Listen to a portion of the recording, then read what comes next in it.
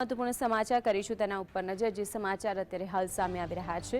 દેવભૂમિ દ્વારકાના 7 ટાપુઓ સંપૂર્ણ દબાણ મુક્ત કરી દેવામાં આવ્યો છે। છેલ્લા ઘણા સમયથી તેની અંદર ડિમોલિશનની કામગીરી હાથ ધરવામાં આવી હતી ત્યારે 7 ટાપુઓ પર ગેરકાયદેસર ઉભા કરાયેલા દબાણો કે જેને સંપૂર્ણપણે હટાવવામાં આવ્યા છે। ડ્રોન દ્વારા પણ નજર રાખવામાં આવી રહી હતી।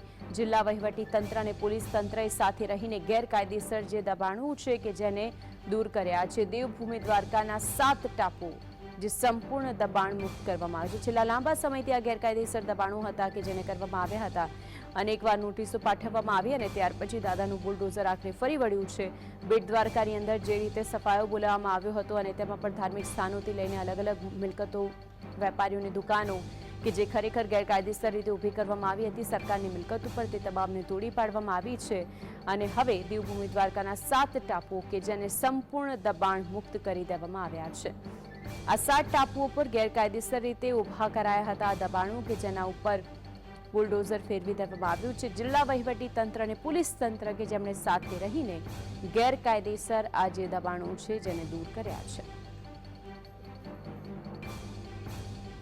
છેલ્લા લાંબા સમયથી આ બધા જ ગેરકાયદેસર દબાણો કે જેને બનાવવામાં આવ્યા હતા અને તેના ઉપર અનેક વખત નોટિસો ફટકારવામાં આવી હતી। વધુ માહિતી માટે દ્વારકાથી સંવાદદાતા નારાયણ જોડાઈ ગયા છે। નારાયણ, 7 ટાપુઓ કે જેને સંપૂર્ણ દબાણ મુક્ત કરી દેવામાં આવ્યા છે, ગેરકાયદેસર દબાણ પર બુલડોઝર ફરી વળ્યું, વિગતો શું? ટાપુ આવેલા છે દેવભૂમિ દ્વારકા જિલ્લામાં, જેમાં પ્રવેશ માટે પ્રતિબંધ છે। એની વાત કરવામાં આવે તો 21 ટાપુમાંથી જે 7 ટાપુ હતો તેમાં જે ગેરકાયદેસર બાંધકામ હતું તેને ડેમોલેશન કરવામાં આવ્યું છે। જેમાં કુલ 36 ધાર્મિક સ્થળો તથા કોમર્શિયલ સ્થળો હતા જે આવેલા હતા તેમને ડેમોલેશન કરવામાં આવ્યું અને અન્ય 15 જેટલા ગેરકાયદેસર બાંધકામ હતા તેને પણ જે ડેમોલેશન કરવામાં આવ્યું હતું। અને વાત કરવામાં આવે તો દેવભૂમિ દ્વારકા જિલ્લામાં ટોટલ 21 ટાપુ આવેલા છે, જેમાંથી જે 2 ટાપુ છે જે માનવ વસ્તી ધરાવે છે। અને વાત કરવામાં આવે તો ગૃહમંત્રી હર્ષ સંઘવી પણ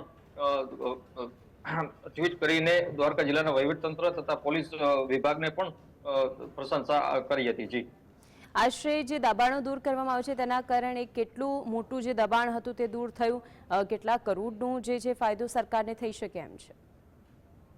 જી, વાત કરવામાં આવે તો જે આ ટાપુ આવેલા છે તે ટાપુ ઉપર જે છે છેલ્લા 8 દિવસ જે ડેમોલેશન હાલ્યું હતું એમાંથી 73 કરોડ 55 લાખ જેટલી કિંમતનો ડેમોલેશન જે કિંમત ધરાવતી ડેમોલેશન કરવામાં આવ્યો હતો અને કુલ 525 જેટલી જગ્યા ઉપર જે છે ડેમોલેશન કરી અને જે શાંતિપૂર્વક ડેમોલેશન ચાલ્યું હતું અને ત્યારબાદ હાલ જે છે તે ખુલ્લો પટ કરી દેવામાં આવ્યો છે। જી, મોટી સંખ્યામાં પોલીસ કાફલો હતો કે જેને તૈનાત કરવામાં આવ્યો હતો કારણ કે આ જે ડિમોલેશન હતો તેનો વિરોધ પણ પહેલા કરવામાં આવ્યો હતો। તેની સાથે સાથે ડ્રોન દ્વારા પણ નજર રાખવામાં આવી રહી હતી કે કોઈ પણ પ્રકારની કામગીરીની અંદર વિક્ષેપ ન થાય। પોલીસનું શું કહેવું સામે આવ્યું છે?